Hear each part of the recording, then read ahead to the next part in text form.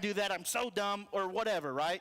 We have bad moments. That is completely normal, and that is not what this is referring to. Bad moments happen, tough days happen, but a consistent flow of repetitive negative thinking can be a sign that there's something going on with me that's making me not be able to pull out of this nosedive, so to speak. And so what we would call that, this next slide if you could, it's called a downward spiral of depression. Now, many of you have probably heard this term or even used this term, you're starting to spiral. You're spiraling on me. Hey, you're spiraling, right?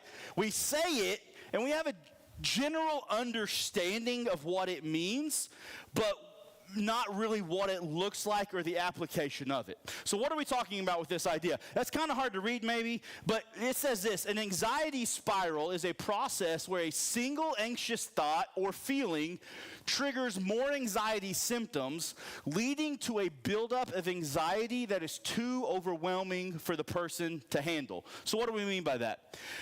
Again, negative moments, negative thoughts, that happens. But in a downward spiral of depression, let's give you an example. It would go something like this. The spiral begins with a negative experience. So, for example, you have a negative experience. What could that be? You have to have a tough conversation with your coworker.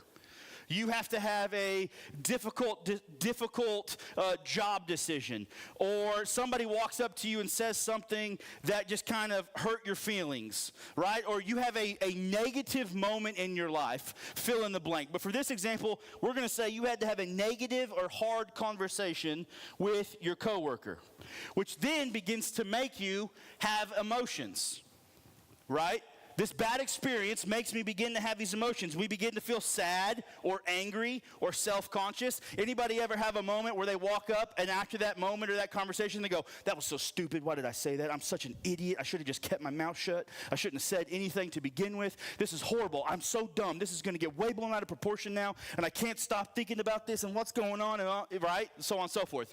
You had a negative experience, and now you're having these emotions that you're trying to process through. What did I do? I shouldn't have done it. To the point where now you can't stop thinking about it. Repetitive negative thinking. This one moment was a tough situation, or honestly, maybe it wasn't even in the grand scheme that big of a deal in the grand scheme of things, but we can't stop thinking about it, and we talk and talk and think and think and think to the point where we begin to have literal physical distress. We make ourselves nauseous. We give ourselves a headache or a migraine because we can't stop thinking about this moment. And our body is responding to what our brain is telling us is happening. Our brain is telling us we have a major problem. Code red, code red, code red. And your body, which is all interconnected, is following the direction of your leader. And your leader's telling your stomach and your brain and your gut and all these things, we've got a problem. We got to fix it. And you get a headache and you get a migraine and you get nauseous. And to the point where now you're in a depression spiral and it's out of control. And you can't stop thinking about it. You see, I shouldn't say normal. It is normal in life to have tough situations.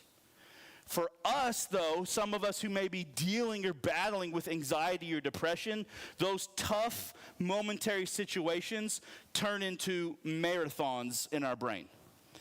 And so for you, one of the things to think about when we're thinking about this idea of expression, what does it look like? How do I know if I'm walking through some of these things?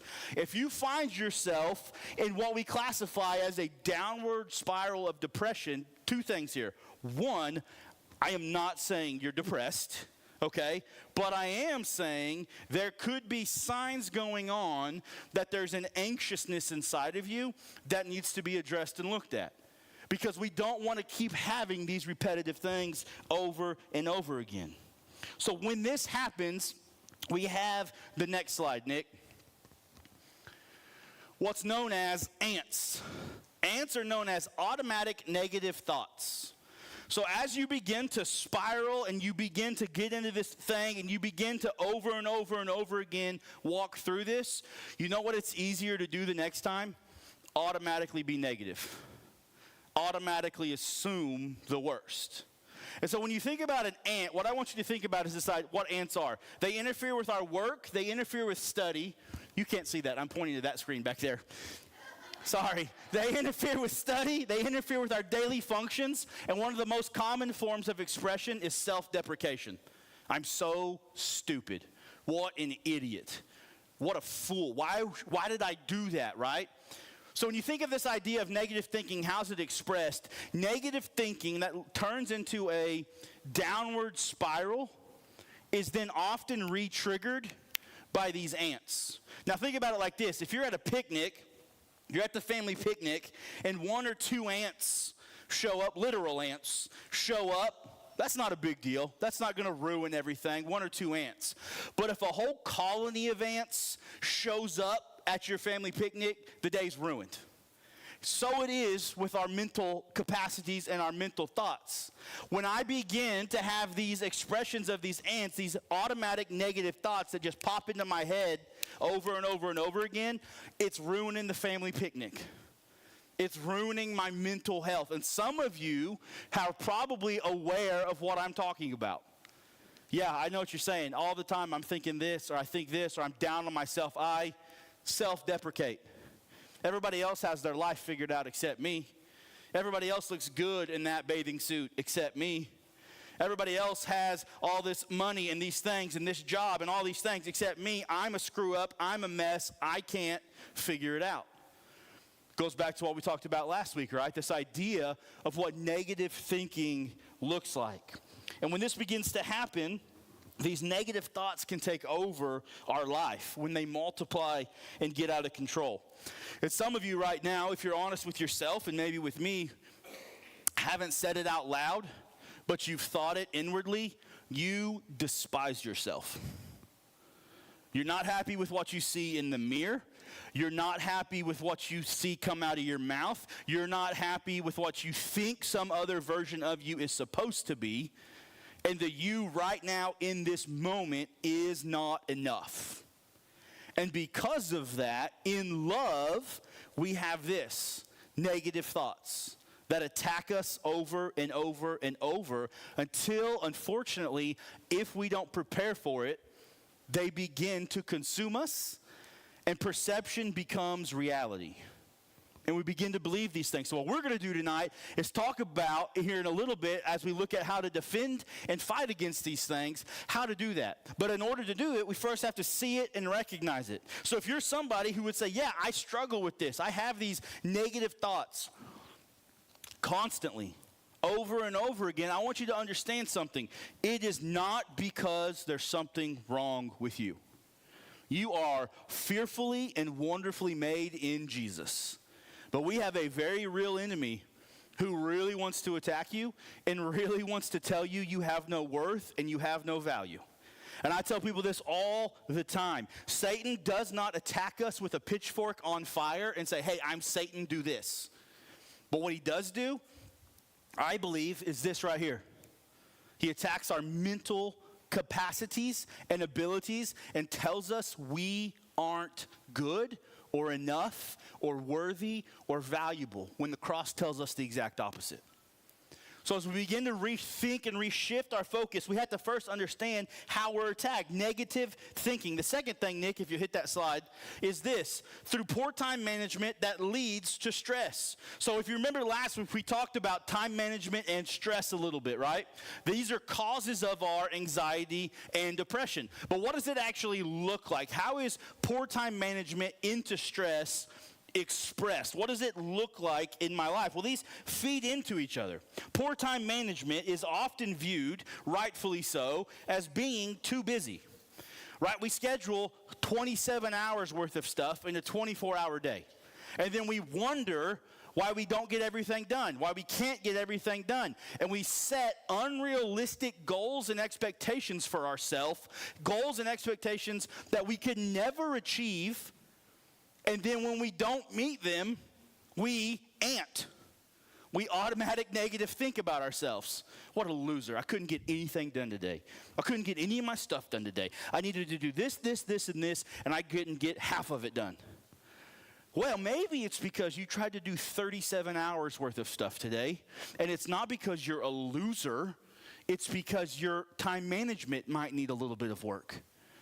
Maybe it's something as simple as reorganizing some things, which we'll talk about later, that is leading you to not successfully do some of the things you're doing. And maybe it's not so much that you have no value, no worth, and everyone else gets everything done, and you're the only person who doesn't. But there's this thing we look at here, right? This idea of being too busy. So I want to ask you today, you feel stretched, thin? You feel like not enough butter on too much bread, right? You're just bare, you're not enough. There's more bread than there is butter. And so for maybe you today, one of the reasons that you are so wound up and anxious is because you've overplanned and underdelivered in your brain. You've scheduled so much in your day that you've left yourself no room for margin. No room for any other opportunity. You have set yourself up from the moment you wake up to fail. And then you grade yourself on that failure at the end of the day. So what I want to challenge you with to think about is this. Am I, if I'm being honest, just simply too busy? I'm doing too many things, and we're going to talk about this. There's certain things you have to do, okay? You can't just throw in the towel and say, well, the pastor said I'm too busy, so I'm just not going to work for 3 months. No, that's not what I'm saying, right? We have to begin to think through these things. For some of us, we're too busy. But for others, now here's the hard truth I want to tell you tonight, in love, okay, in love. For some of us, we're not too busy, we're too lazy. Some of us, it's not that we're too busy, okay? It's not that you've planned 30 hours of stuff in a day. It's that you just don't like getting up off the couch. And I don't mean that in a rude way, and we're going to talk about this more in just a second here. But it is a very real thing for us. You see, for some of us, we aren't too busy. We just don't get done what we need to get done. I can't tell you how many conversations I've had with somebody who I've walked through this individually with or looked at their life a little bit, and they go, Pastor, Robbie, right? Not pastor in those conversations. Robbie, there's just no room for margin here, right? I'm stretched to the thin. I'm stretched too thin. And as we begin to take a deeper dive, you know what I begin to see? Well, last night, you watched an hour of TikTok videos. And before you got on TikTok, you watched 8 episodes of your Netflix show, which takes 40 minutes an episode times 8.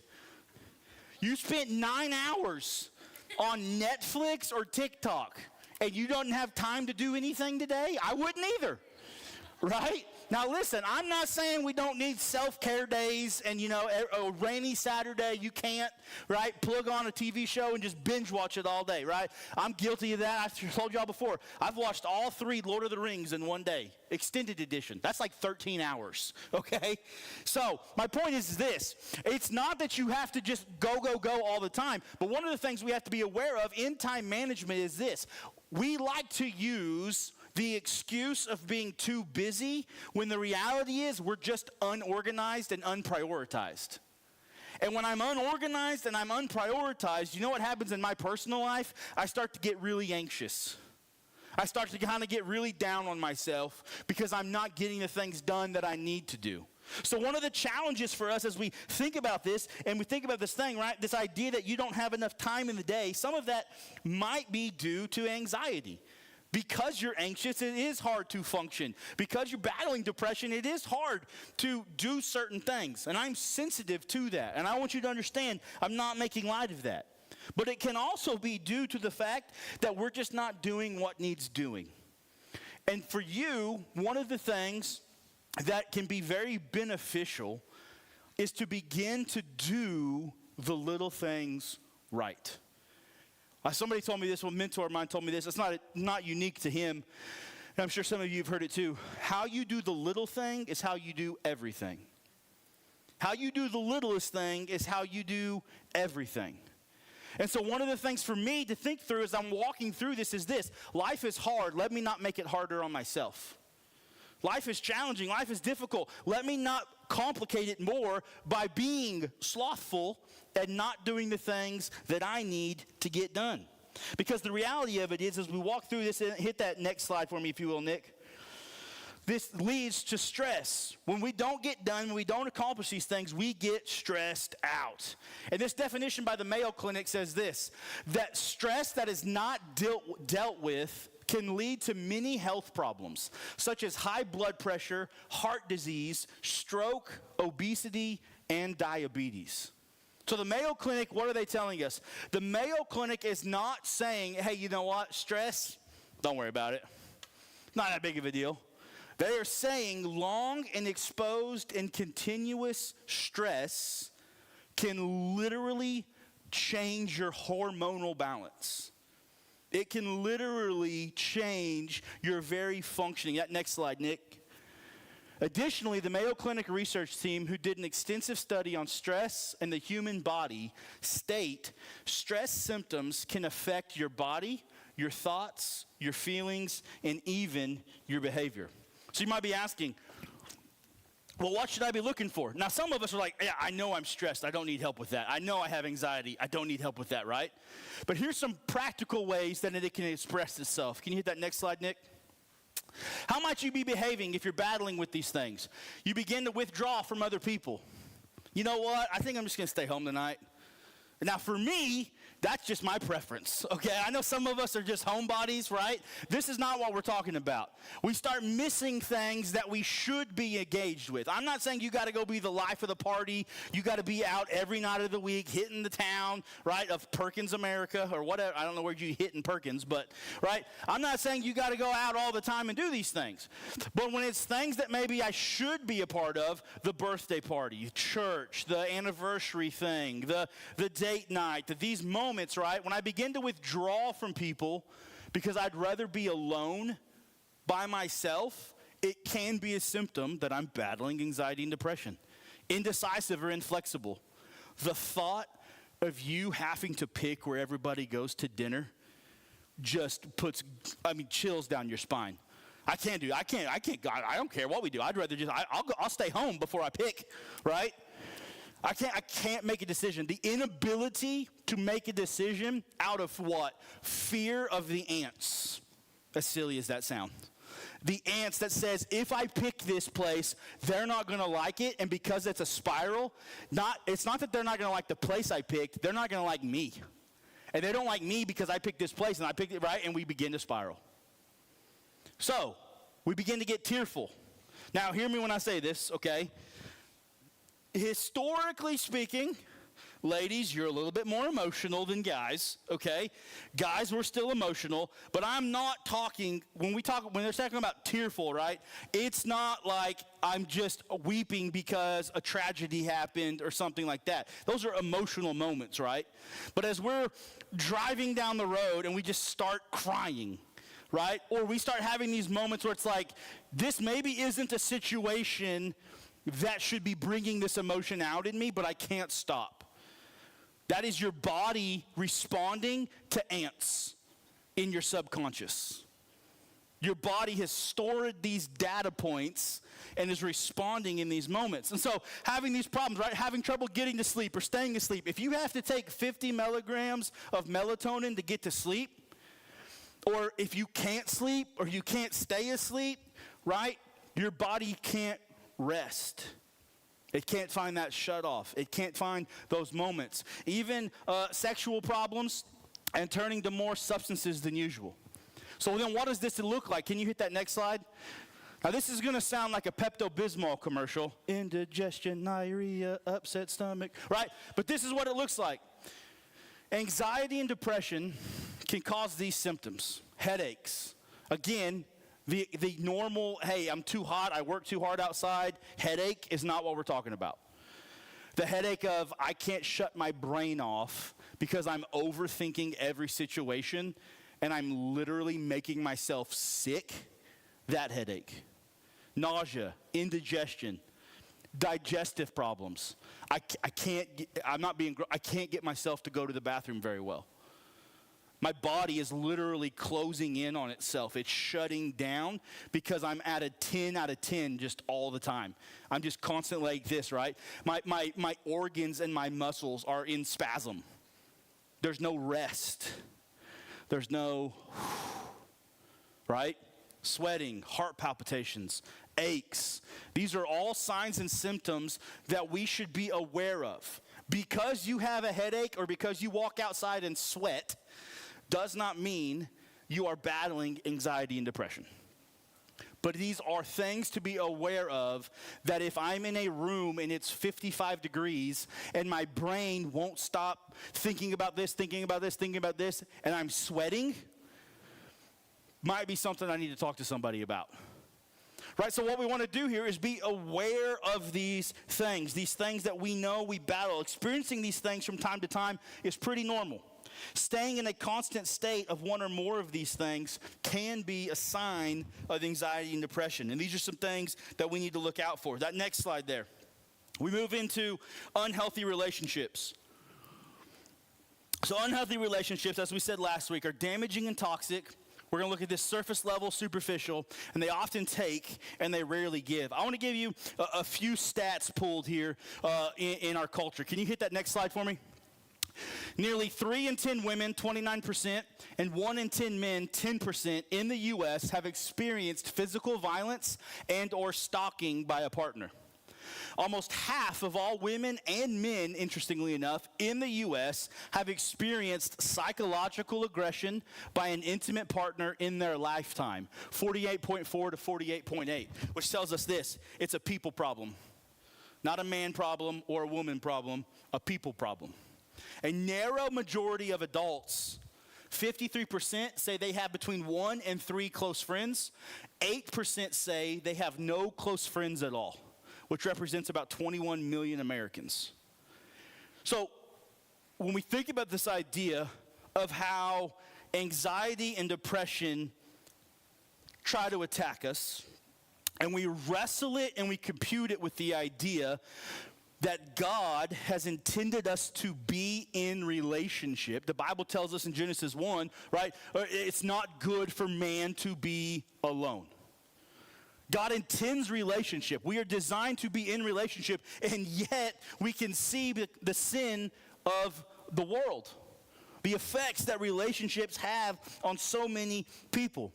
And see, an unhealthy relationship is one that only takes and never gives.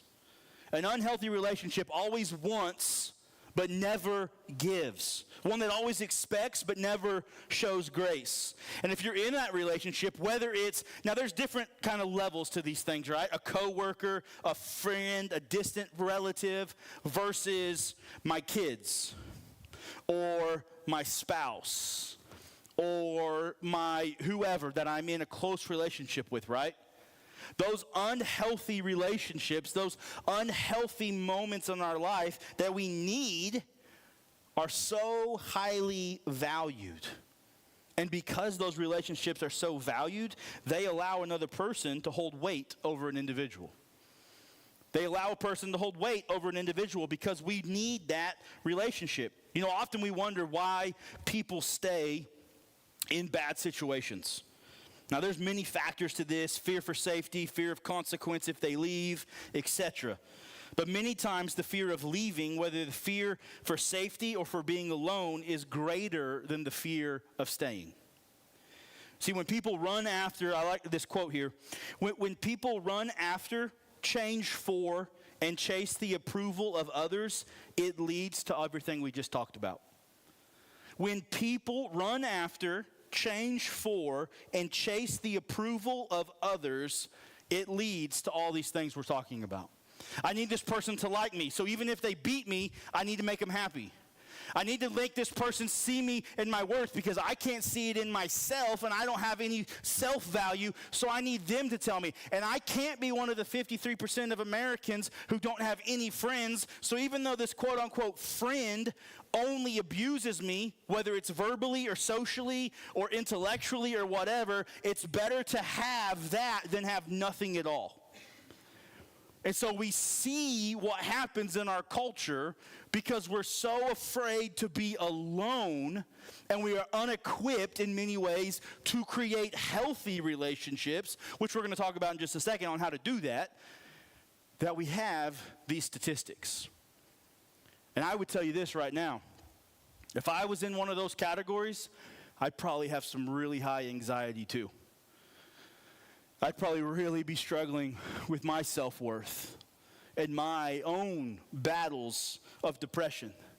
And I want to just say a side note here on this. If you find yourself in one of those categories, this is a safe place. Unrelated to anxiety and depression and all that stuff, this is a safe place. This is a place where you can come to me, and if you're not comfortable with me, you can talk to my wife or somebody else that can help you in a deeper way on these things. Because I want you to hear today, this is not just statistics on a board. This represents real people in real situations, in real life. And we want you to know that we're sensitive to that and here and available if needed. Many people who suffer from anxiety and depression can point specifically to an unhealthy relationship in their life that is the key contributor to why they're so anxious and depressed. Taking time to do an honest assessment of ourselves and the people we let into our lives is critical for our overall well-being. You need to do an honest self-assessment in your life. I'm anxious and depressed and I can't figure out why. Maybe you know why and you just don't want to have that conversation with yourself. Maybe you know who's causing it and you just don't want to have that conversation. It's tough. I'm not making light of it. Right? But being honest with ourselves and learning these tools is how we grow in our health. How we don't stay just, this is my life. Because I'm just going to be anxious and depressed every day till I die. No, how we grow is to diagnose and begin to change, which we'll talk about more in just a little bit. But not just that, relationships are also surface level and superficial. We're not just in these like hurtful, harmful relationships. Most relationships that we have, even as adults, are just surface level. They're superficial. They don't have much depth to them. How are you doing? Good. How are you doing? Good. Okay, see you next week. How are you doing? Good. How are you doing? Good. See you next week. Right? There's no real life that's happening. We are the most connected, disconnected generation ever. We can see people in China right now if we wanted, and yet we don't know who our next door neighbor is. But what we just talked about, we're designed to be in relationship. And yet many of us feel isolated. There's no depth. There's nothing to it. Many of us don't know how to have these healthy relationships, and so we force it. We keep bad things in our lives that we shouldn't have. And social media is probably the biggest detractor of these things today. Social media, for its limited good, has much bad attached to it. And one of the things that they did, this survey that was done in the USA, the UK, and parts of Ireland, they surveyed thousands of people, and they asked them some questions about their most intimate relationships in light of social media. So in other words, how do you view your marriage or your boyfriend or your girlfriend or even maybe your relationship with your kids, something like that, in light of social media? Here's the results. Next slide. Okay, that's a quote. Next slide. Okay, next slide. Okay, this slide, but then the next slide. Unhealthy relationships.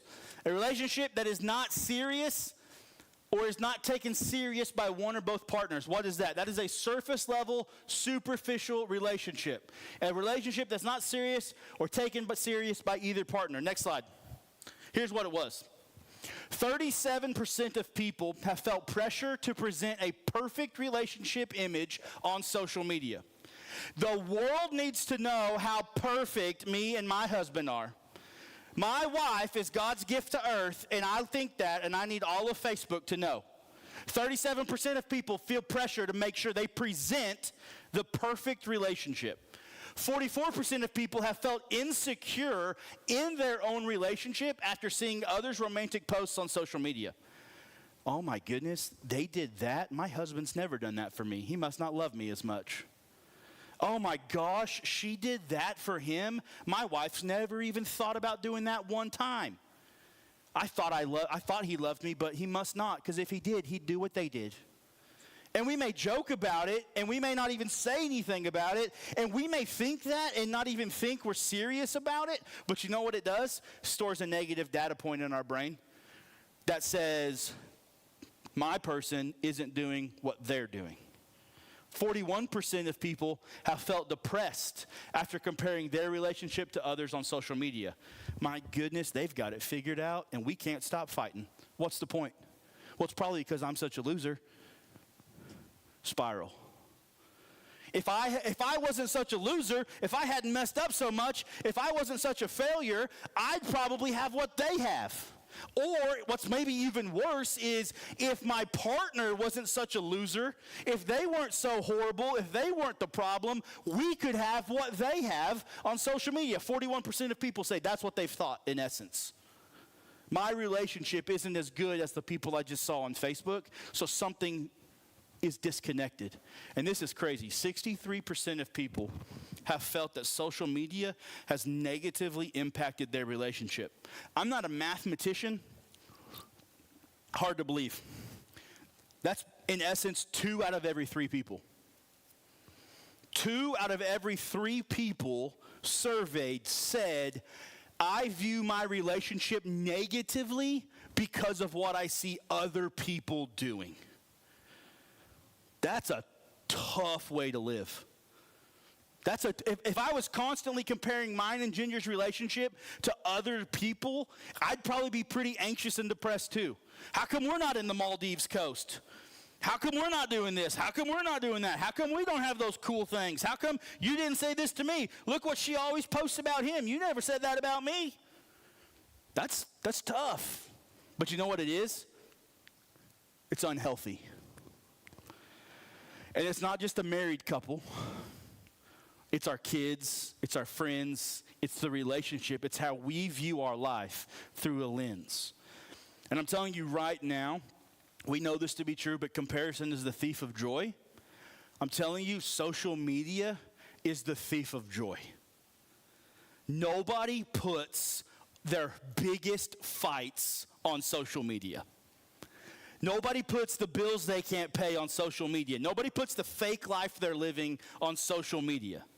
Everyone says, look how awesome I am. Don't you wish you were me? Here's a silly way to think of it like this, and I'm not picking anyone specific, and then we're going to move on.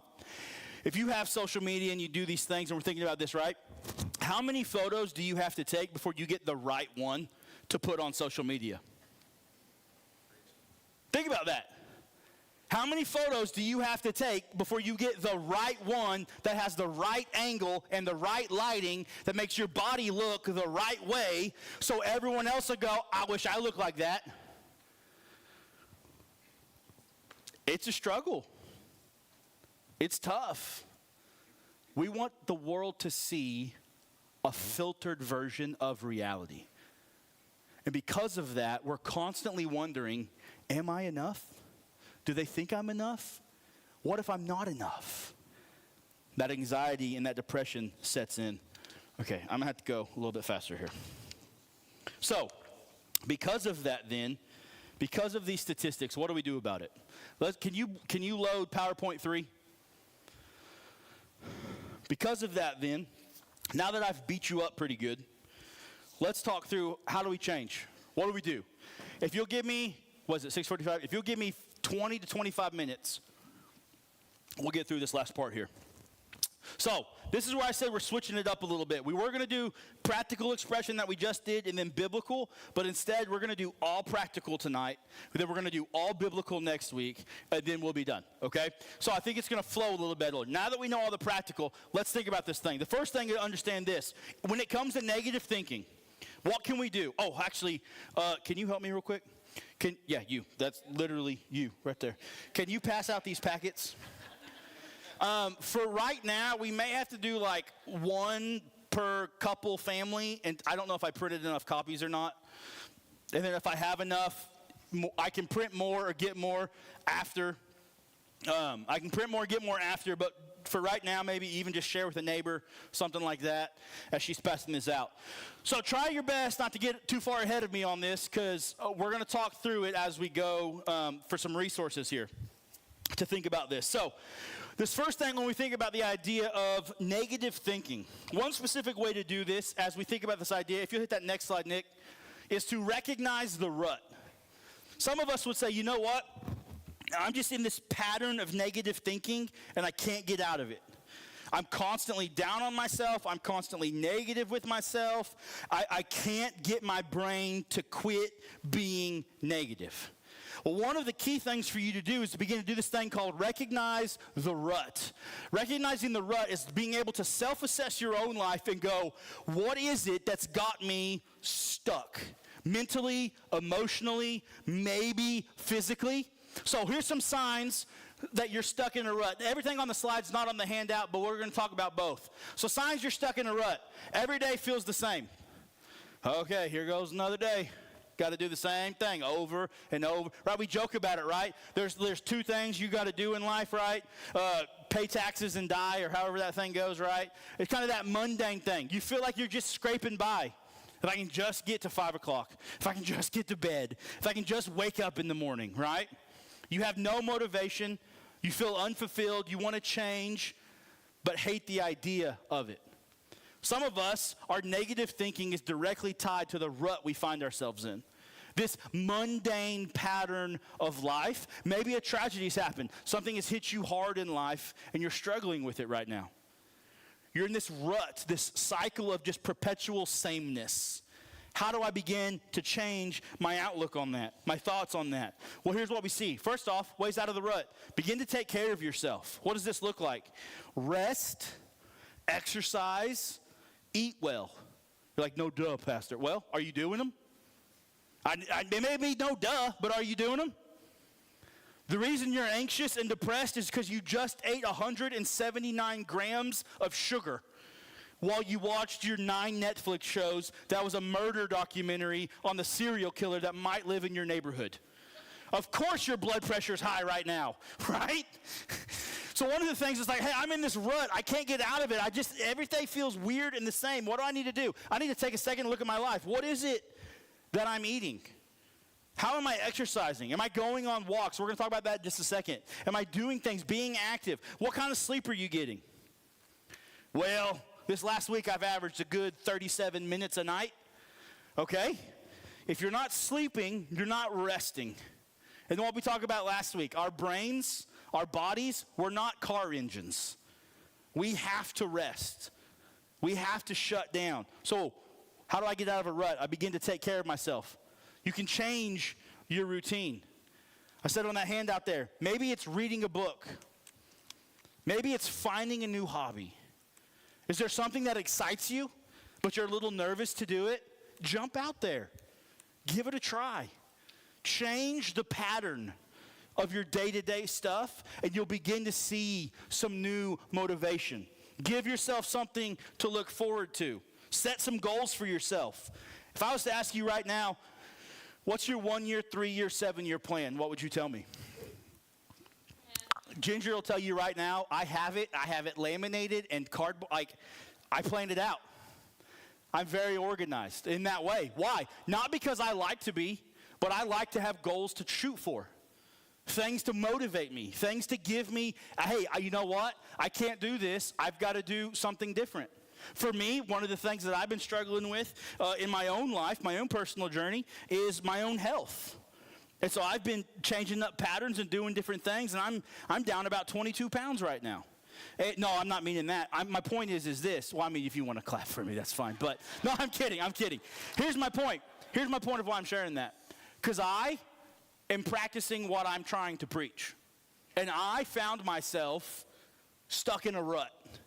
Every day's the same, the job's the same, the ministry's the same, practice for the kids is the same, life is the same, so I'm going to just eat the junk and do these things, feeling worse and worse and worse. And I've decided, you know what? I'm going to be the captain of this ship.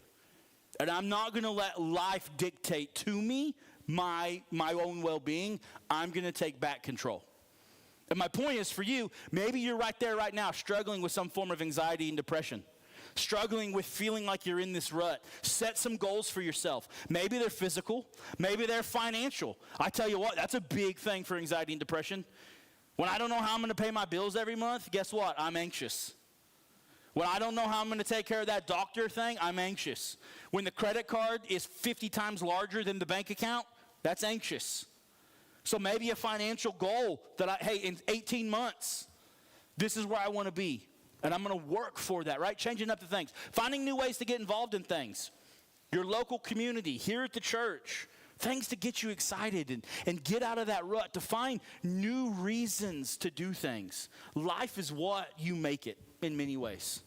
And there's plenty of opportunities to get involved and to be excited and to find things that give you excitement. And the last one there, honestly, squash perfectionism. Quit trying to be perfect. If you could be perfect, Jesus wouldn't have had to come die for you. But you can't be, so he did. Rest in his perfection and let him lead you. So when we think about this, right, this idea of what can we do? There's the rut. We got to recognize the rut. The second thing we can do, hit the next slide for me, Nick, if you can, is counseling.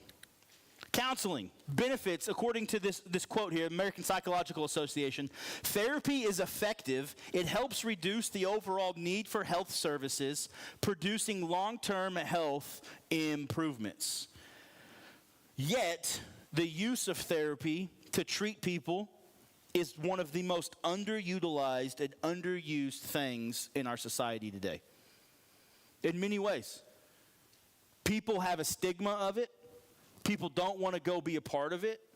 People don't want to participate in it. Especially many people in the church. Because church people have grown up their whole lives being told, if you go to counseling, it means you don't have enough faith. If you're struggling with something, you just need to pray more. Read your Bible. Read your Bible. Get over it. That's important, okay? You need to read your Bible. You need to pray more. But that doesn't solve everything. And there's a stigma to counseling for many people, not for everybody, but for a lot of people. I'm not going to go into it. I told you guys my story last week and what I went through and the benefits that I saw from it. And I can only tell you it's life-changing if you find the right person to help you in the right ways in these kind of things. Think of it like this. When it comes to counseling, here's something I want to give you a little analogy. Imagine you're a soldier in a war and you get shot in the leg in the middle of battle. You got 3 options to treat that wound, okay? You're hurting, you're struggling, you're tired, your body's breaking down. That sounds like somebody that needs counseling maybe. But in this analogy, you're in war and you get shot in the leg, you're bleeding out, your body's struggling. You got 3 choices. Choice number 1, option number 1, you can just ignore it. Pretend like it's not there. Pretend like it didn't happen. Pretend like you're not struggling with it. Pretend like, you know what, I'm just not going to think about my leg. And if I don't think about my leg, then I actually haven't been shot. And I'm just going to pretend that it's not real. And you might be able to pretend for a day or 2 or a couple of weeks or whatever. But what's going to eventually happen is a couple of things. That spot's going to get infected. It's probably going to rot and decay. And you're going to slowly die a brutal death. That sounds fun. Option number 2. I'm in the middle of a battle. My leg gets shot. What else can I'll just wartime treat it real quick. Give me a branding iron. Give me something, right? We're just going to cauterize the wound. Now, that may stop the bleeding, but it's going to leave a nasty scar. And your leg's probably never going to be the same again, is it? Okay, that's an option. Option number 3. I could see the wound, recognize the wound, and know it needs to be treated, and go to the doctor and say, hey, doc, I've been shot. Can you help me? And let the doctor give me medicine and surgery and treat the wound.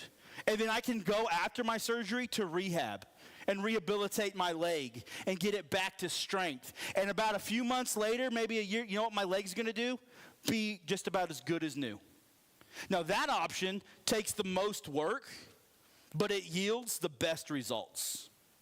And you know what I've learned talking with people is this: we don't want to put in the work. Give me the cheap, easy fix to get me healed as quick as I possibly can, and then let's call it good. Give me the branding iron and just make it work. maybe sometimes that's appropriate. I don't know. But one of the things I want to encourage you with is this. If you're battling with this wound, with an emotional, spiritual wound, the answer may not be quick and easy. It may need a doctor. It may need operation. It may need rehab. It takes work, but in the long run, you're going to be the best for it. That was my story. I guarantee you right now, what I told you guys last week, if I hadn't gone to counseling at the beginning of my pastorate here, I would not be your pastor today. I would have burned out and quit, because it's a lot easier to work retail than it is to pastor, I've learned. It's a lot easier to work just about any job, I think. Maybe I'm a little partial, but I love it now. And I had to have somebody heal my battle wounds.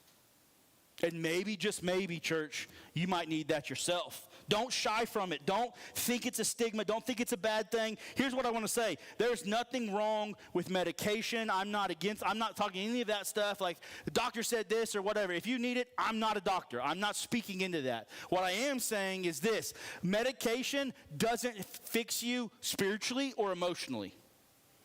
It might treat the symptom, but there's things that you need to verbally talk through with somebody to find healing.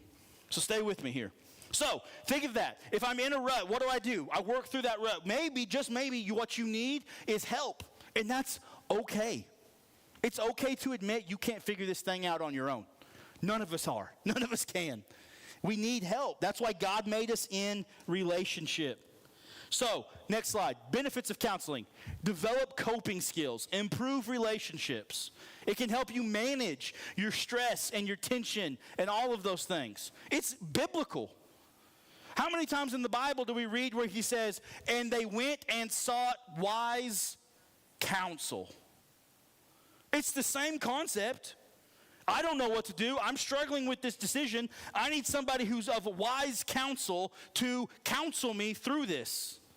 If I'm struggling with anxiety and depression or fear or worry or my marriage or whatever it might be, it's biblical. You're honoring the Lord by seeking help in your weaknesses. You are not weak because you're seeking help. So, something to think through on that deal. There are so many benefits to that. On your handout there, you'll see that second page. It is not an all-inclusive resource. I wanted to provide a few resources there that you can look through. If you need some counseling, you need some help, you need some thoughts to talk through some things, there's different things there. There's options for Sooner Care Medicaid people. There's options. OSU has some low-cost insurance counseling things. I was informed this afternoon, or this evening even, of some grief counselors that I can resource you to, things of that nature. That Thrive counseling on your paper, that is who I personally went to. I'm pretty open about it, in the city. And those ones that I posted are Oklahoma Baptist vetted counselors. What does that mean? It just means they vetted these people and they love the Lord and they're going to think the way you think. And so they're going to help you both emotionally and physically and spiritually. So, there's some resources there for you. And if you want to talk through that more later, that's awesome. But I want to make sure I put some stuff in your hands that you can look at tangibly and go, okay, what can I do about this? So, as you think through that, as you think about that, the next part of this is next slide, Nick, if you don't mind, is natural means. This is becoming, personally, for me, a big one. Natural means is becoming kind of my new thing that I'm liking, I guess I would say. And what natural means is, there's a study done by the Natural Library of Medicine. According to this study, here's what they came to say. Sunlight helps boost a chemical in your brain called serotonin. I'm sure we've heard of that. And that can give you more energy and help keep you calm, positive, and focused. Being out in nature, going on walks, or just simply being active are all good ways to increase the positive chemicals in your body. You're struggling with anxiety and depression? Simple question to ask yourself, what does my activity level look like? And it's going to fluctuate, and I'm not telling you need to go out and run a marathon, right? But what does it look like naturally in nature? When life is hard, let me ask you this. When life is hard, what do we want to do? We want to curl up to a good movie and eat a tub of ice cream, don't we? Today was horrible. I don't want to do anything. I don't want to talk to people. Give me a movie. Give me my Rocky Road ice cream and leave me alone. Now, time and place, again, I'm not throwing stones if that's your go-to, right? It probably needs to happen every now and then. I'm not saying you can't ever do it, but what I am saying is this. That might not actually be as helpful as you think it is. It might actually chemically be more destructive to the feelings that you're already feeling. Hear me when I say this in love. We live in the most obese, inactive, phone-addicted generation that there ever has been. And there is multiple studies that link the connection between our stationary lifestyle and our overall mental health.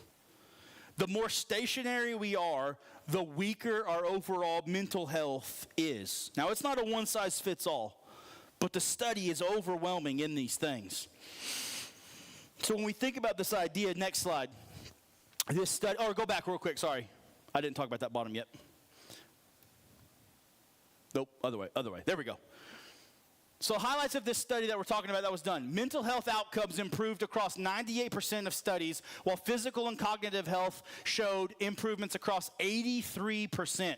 What's he talking about? This study was done, and they basically took a couple hundred people over like a 4 or 6 week span, and that were struggling with anxiety and depression clinically. They gave several of them, half the group basically, a sedentary, like, inactive lifestyle. Watch TV, do this, we're going to record your stuff. They told the other half of the study, you're going to go on walks, you're going to go fishing, you're going to hike, you're going to walk, you're going to be active outside. And what they found over that 6-week study was that of the people studied, 98% of the study showed for those people who were active that their physical and cognitive health improved about 83%. Can you show me that next slide? The green columns are the people who were active over that 6 weeks. And what it says is this first column is mental health. In the mental health category, of the few hundred people that were active, 98% of them showed signs of improvement. Of those that were inactive, 2%. For those of their physical and psychological health, so how they were doing all these things, 83 to 16. Cognitive health, 75% increase to 25%. So something as simple as being active can increase your overall mental well-being, health, and even view of life. So the question for you is this: what can you do? Can you walk to the mailbox and back? Can you walk around the neighborhood? Maybe you have a gym at your work and you want to start walking there a little bit. There's that paper on your handout there, the third one there, page 3. Nature-based health innovations. Basically, what's it saying? When you're in God's creation, you feel better. That seems like a pretty good spiritual thing too, right? So maybe it's horticulture. Maybe you could become a master gardener. Maybe it's just being with your plants and watching them grow. Maybe it's kayaking and biking. Maybe it's landscaping. Whatever it is, these are all different options here on page 3. Fishing, viewing, gardening, swimming, jogging, running, biking. Why? Because we need to get active. You need to get active in your health. I'm almost done. Stay with me. We're almost there. So, what does that lead to? And I lied, we're not almost there, but I'm just kidding, we are. So think about that for yourself. Next thing, real quick. I'm going to go a little bit quicker here. Next slide. Stress. We need to create moments of rest, learn to say no, and communicate our thoughts. Hit that next one for me, if you will. So what does this look like? We are stressed because we push and pull our friendships, relationships, deadlines all over the place. So what can be done to mitigate this? Can you find 10, 20 minutes throughout the day to rest in silence? to breathe, to focus, to do these things. One of the best techniques that my counselor told me when I was walking through these things, when I was having moments of like, I don't know what to do, the world's falling apart, I'm a failure, I'm never going to figure life out, right? He said, take in a huge breath until you can't breathe anymore. Like, let's all do it. Ready? Ready, go. Hold it for 5 seconds. Let it out. And do that. You don't have to right now. Do that 2 to 3, 4 more times. It's really hard to fixate on what's stressing you out when you can't breathe. But it also resets your heart and your mind.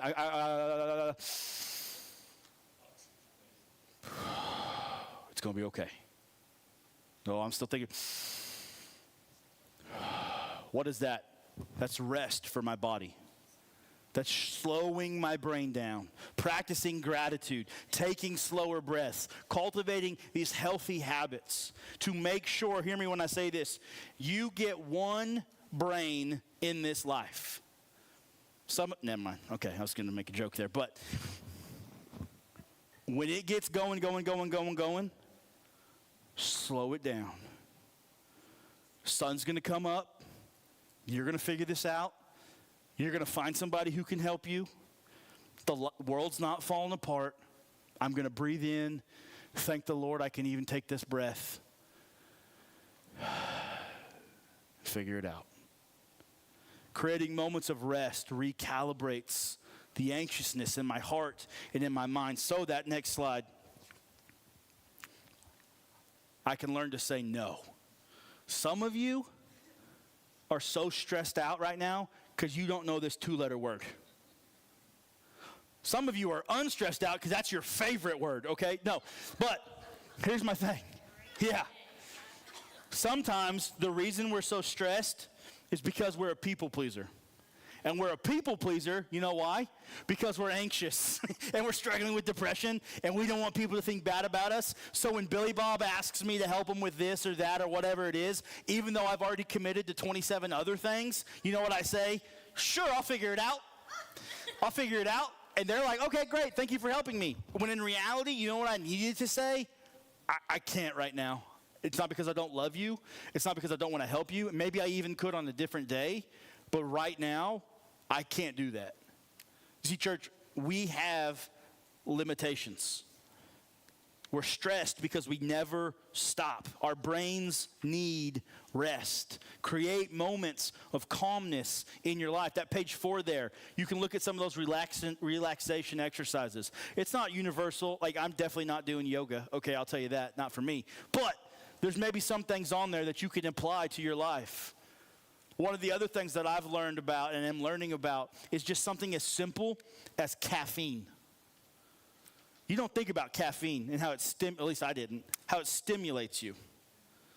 But when you have 3 cups in the morning and 2 energy drinks in the afternoon and a cup of coffee to go to bed at night, you know what's happening to your heart and your brain? It's just so wound up. So something as simple as that, changing those patterns. Learn to create rest in your life. Last 2 things real quick. Give me 10 minutes. The next part is this. Hit next. Oh, last thing on that. This is a big one. Learn to communicate. Learn to communicate. Both of you. Or if you're single, communicating with your boss or your friends. Some of the biggest, most stressful, most anxious-filled moments are simply because 2 people didn't communicate. Are simply because 2 people thought differently. Didn't understand what to say or how to say it. Learning to communicate our thoughts, which for somebody who's dealing with anxiety is a big deal. Because what if I communicate and they reject me or they don't like what I had to say? Or what if I try and say something and it turns into a bigger fight? Right? It's just easier not to say anything at all. Is it? Or is it just a different kind of hard? Is not talking actually easier? Or does it just stop what needs to be happening? Because here's what I know to be true. That thought you're thinking didn't go away. You've just bottled it up and are now bitter about something you didn't actually even talk about. That thing that you wanted to talk about that you didn't talk about because you wanted to avoid the fight or the hard conversation is now just inside of you, eating at you. And you're angry at somebody for something they didn't even know they did. And then they come into a room and you're, blah, right? And they're like, what's going on? So one of the things to learn about is to effectively communicate our thoughts and feelings. How to speak truth into people and into conversations, and not a me versus you. Fighting for each other, not with each other. Here's how I'm feeling. This is one of the things for Ginger and I that I still don't fully understand, but I'm learning. Ginger, and I can speak on this, I think. Ginger will have rarely, right? Okay, a bad moment, something's bothering her, whatever. It starts with normally something to the effect of, I don't want you to fix this, I just want to tell you, right? Something like that. Early on, I told her, I tried to help her, right? That's stupid, okay? That was kind of my thing, right? Here, why are you just going to complain to me if we're not going to actually fix the problem? Why are we going to talk about it if we're not trying to actually make it better? That's how my brain worked, right? Her brain wasn't going there. But if you're going to tell me what the problem is and you don't want me to fix it, why are you telling me what the problem is? I could be doing something else with my life, right? But I've learned it's not that she needs it fixed. She just needs a safe place to talk, and she's going to fix it on her own. And she's going to take care of it. She just needs to talk to somebody right now. But that comes through a lot of fights, a lot of improper conversations, and a lot of growth together. And it's the same thing with your coworkers, your boss, your family members, your other situations. You have to learn communication. It doesn't just happen. And so as you think through this, don't be scared to talk. That's how you get healthy. So, next thing. Which leads us into, next slide, Nick, healthy relationships. So what does it look like to have healthy relationships? To take back control. Not control of other people or over someone, but control of ourselves. What do healthy relationships look like? Well, on page 5 there of your handout, I gave you a simple thing to look at. On page 5 of your handout there, it says this. You can use something as simple as the word trust. So we've spent the last couple of weeks talking about unhealthy, toxic, damaging relationships. These relationships that take from us and never give. These bad situations that we feel stuck in. Maybe it's a spouse or a coworker or a boss or a friend or whatever. And I believe this, it's because we're designed to be in relationship and we don't know how to be in relationship. We think we do, and because she's cute or he's handsome or whatever, we get in relationship without actually knowing how to be in relationship with each other. And when I feel like I can't communicate what we just talked about with the most important person in my life who should know me the best and all of these things, you know what it makes me feel? Anxious. What's wrong with me? Why can't we figure this out? What's happening? So on and so forth. So what do? Whether it's intimate relationship or a friend or coworker, use the word trust. What do I mean by this? I want a relationship with somebody who's truthful. I want a relationship with somebody who's truthful. Friendships are based on truth. If you constantly lie to me, you will not be my friend. I may be nice to you and I may be kind to you, but if I can't trust you, there's nothing we can build the relationship on. I'm not going to force it. I'm not going to pretend that it's okay if it's not truthful, respectful. True friends care about you. They aren't just always trying to get something from you. When I'm looking for a friendship and I want a friend and I'm like, hey, you might be my friend one day, right? And I'm thinking about, hey, who's this? Who are they? What are they? Are they somebody who just likes me? Or are they somebody who only calls me when they have a problem or they need something? Maybe they need to be that. Unconditional. Proverbs 17:17, a friend loves at all times and a brother is born in difficult times. In the sense that we don't want fair weather or bandwagon friends. Someone who's with us in thick and thin. Friends who will walk through difficult times with us. That's tough to find, I know. It's not easy, and we're going to talk about in just a second what that looks like. But what we're doing is reshaping our thought process. What did I tell you a second ago? In my life, I have 1 year, 3 year, 7 year goals. I have intentionality with friendships. I will love everybody, and I will be kind to everybody, and I will hang out with everybody. But there are things that I look for in somebody that I can truly confide in, be with, be around, whether it's intimately or just friendly. And if you're somebody who's like, you know what, I don't really want to hang, whatever. If there's conditions based on it, that's not much of a relationship, right? That's how we get in the unhealthy relationships we've been talking about. We force things because we're so afraid to be alone. So I want somebody who's sacrificial. Sacrificial. Not that you have to sacrifice all the time, but are you a sacrificial person, or is this friendship all about you? You're going to show up when you want. You're going to do what you want, how you want, and I'm welcome to be a part of it, but this is how it's going to be. That's not a friendship. That's a dictatorship. And I don't need that in my life. So one of the things that I think about is that.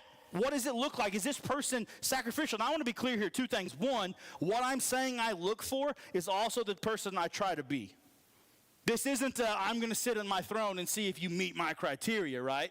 I'm going to be what I want. I'm going to try and live the way I look for.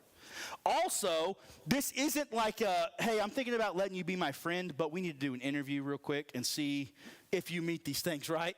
We're not inspecting everybody's lives. We're not running through the gambit of they're good enough, they're not good enough. It's not some scale, right? But what we're trying to do, and this is the point of it, guys, I'm cultivating healthy relationships because I'm tired of the relationships in my life destroying me. I'm tired of the people that I've let into my life steal from me emotionally and mentally. I'm tired of just being whatever, cool, just because somebody gave me attention. I'm going to look for these things ultimately. Why? Because I want a teammate. That last thing there. I want a teammate. I want someone who wants to rock with me, who wants to do life with me, who wants to be there with me and for me and all these kind of things. We are designed to be in relationship. We're designed to be relational. And so we have this trust friend, but ultimately we trust God. So here's the thing that we think about here. While you're waiting, you may say, that sounds great, Robbie, but that person, that trust friend, doesn't exist right now. That trust friend isn't in my life right now. So that sounds great in theory, but what do I do? What do I do right now? Well, here's what I'm going to give you. A couple things. It's not on the handout. A couple things to think about. While you're waiting, practice being the person a little bit different. What do I mean by that? Take an interest in other people. Now, for somebody who struggles with anxiety, that sounds counterproductive. Right? I don't think you understand what anxiety means, Pastor, right? For someone struggling with anxiety, that initial thought to this approach can be unimaginable. However, studies show that as we engage with others more, those defenses that we have come down more and more and more because we begin to see people aren't as scary as we thought they were. You can make, hear me when I say this, you can make more friends in 2 months by becoming genuinely interested in other people than you can in 2 years by trying to get people to be interested in you. Did you catch that? You can make more friends in 2 months by becoming interested in other people than you can in 2 years by trying to make people like you. If you begin to shift the mindset from, hey, look at me, to, hey, how are you? To redefine, to rethink the goals. Instead of just taking an interest in people, serving people, stepping out, getting to know people. One way to deal with the fear of others is to keep our desires in check. When our desire for love becomes a need or a demand, we become controlled by others. Did you hear that? When your desire for love becomes a demand, you become controlled by others. Because I'm going to do whatever I have to do to make this person feel about me the way that I want them to. And we change ourselves. Listen more than you speak and be flexible. Last thing here. What do you do when you have a relationship? Have you ever thought about that? Do you check in on it? Whether it's a friendship or an intimate relationship, do you check in on your relationships? Somebody who struggles with anxiety and depression, you know what often happens is their time is not managed, their life is not in order, and they don't check in and inspect what the Lord has presented them. They just take it a day at a time. So here's 4 things to do with a healthy relationship down there on page 5. Establish expectations. Now again, this isn't some big checklist of you better do this and be this and do that, right? That's not much of a healthy relationship, right? But there are expectations in any relationship. Do you have expectations for your friends, for your wife, for your colleagues? I expect certain things, and you can expect certain things from me. Whether it's the trust we just talked about, that acronym of being truthful and respectful and all these things, right? Or other things. Expectations need to be established.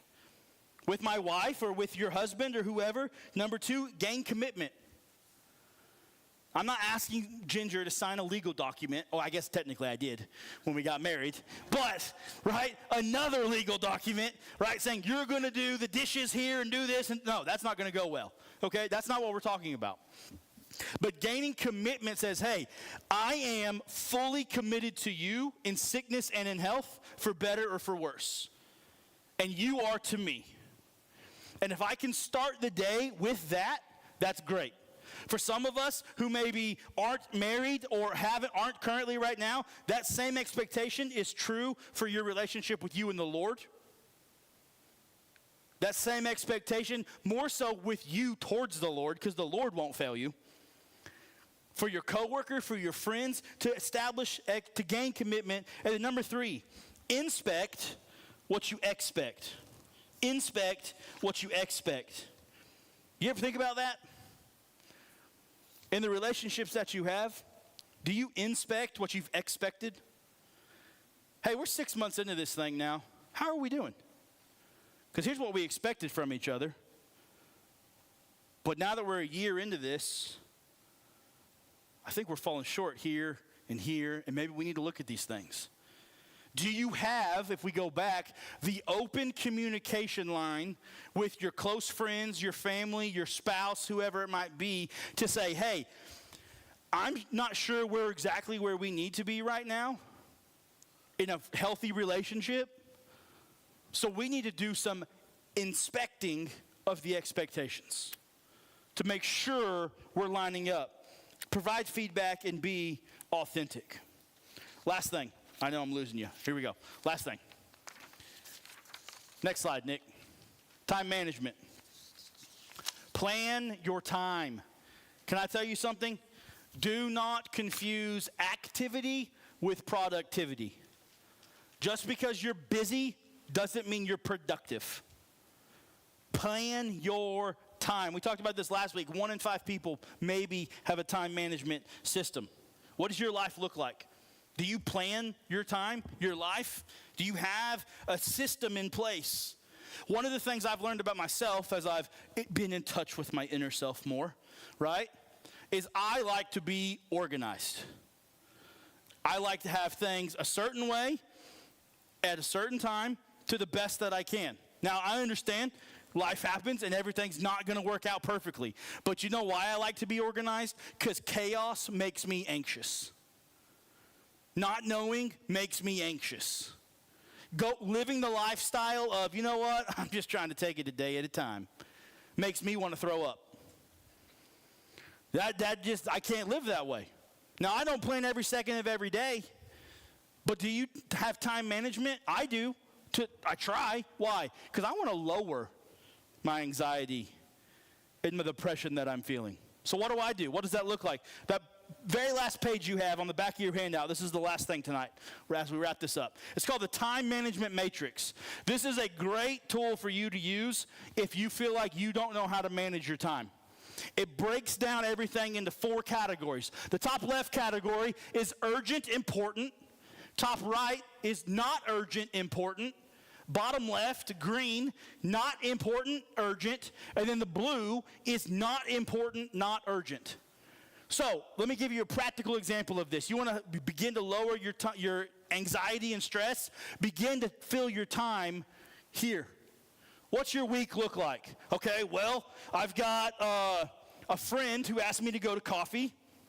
Okay, where's that going to go? Friend wants me to go to coffee. That's probably, depending on the conversation, that's probably going to be bottom right corner.